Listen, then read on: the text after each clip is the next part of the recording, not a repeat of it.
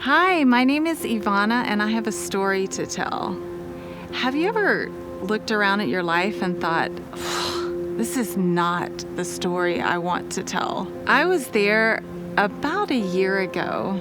They found some abnormalities on my mammogram, and after a couple of biopsies, I got the call that no one ever really wants to have to get, and the doctor said that it was cancer.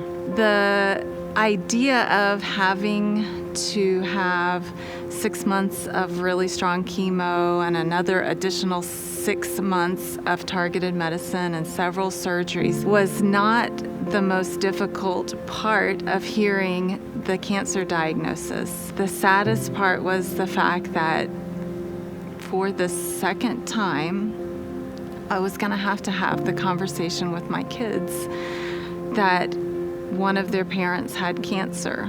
In 2006, my husband was diagnosed with stage 4 cancer. He was a pastor at a good-sized growing church. We'd been in ministry for 13 years together. We had 3 little boys. Our youngest, Lucas, which many of you know, was less than a year old. After 5 months of chemo and treatment, he went to heaven.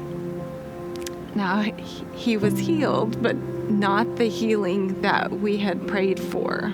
That conversation that we had in 2006 with my boys was playing on repeat in my mind as I was trying to decide how to have the conversation with them that I had been diagnosed with an aggressive form of cancer. How was it even possible that my story required me to have this conversation again? I was going to have to sit down and talk with my boys about cancer. How were they going to feel? How were they going to feel about God? How was I going to talk with them about the fact that I had been diagnosed, but that God had it under control and that we were going to pray for healing, when in the back of our mind, what had happened before was playing over and over? My second husband, Larry, and I immediately began to pray. We just begged God for the right words, asked Him for peace to know how to walk through this journey. And the words of Lamentation 3 just jumped out at me. Remembering my affliction and my misery, my soul continually remembers it and is bowed down within me. To be honest, that's really where I was. I was remembering, and I wasn't happy about my story. The next verse says, "But this I call to mind, and therefore I have hope. The steadfast love of the Lord never ceases. His mercies fail not. They are new every morning. Great is His faithfulness." We were able to have that conversation with the boys. We were able to remember that in our story, God had been so faithful in the past. We remembered that church members were kind and our faith grew, and that God was good.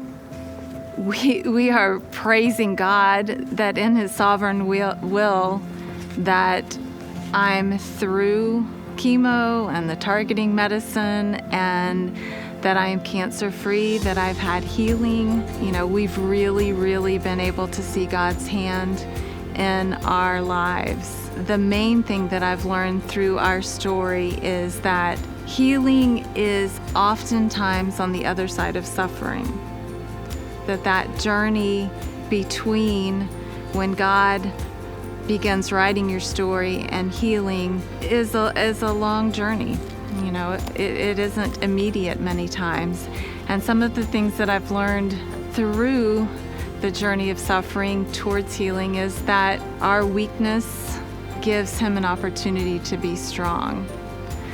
We've seen healing in my body, but we've also seen healing in our family relationships and our time with God, and our faith has grown in spite of suffering, that every day is precious, that every conversation is important, and that you don't know how many that you have left. His mercies are new every morning, and great is his faithfulness.